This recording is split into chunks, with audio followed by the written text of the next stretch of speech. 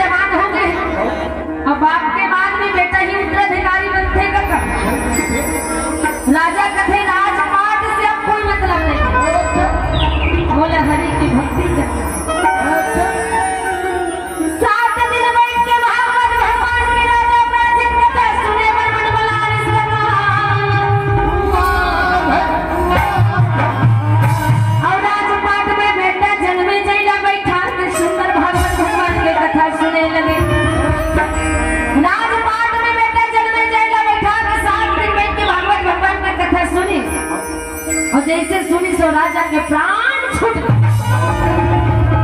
पर एकर जीवन के मोक्ष मिल गए काका। भगवान के भक्ति ला प्राप्त करी, सावर मन लगा के कथा सुनी और कथन घलो मन लगा सुनबे त कहीं चीज ला प्राप्त करबे। 4 घंटा कथा है, आधा घंटा तक तो कम से कम ध्यान से सुन। एक जगह बात है दीदी हो रामायण में गे रहे हमार व्याख्याकारी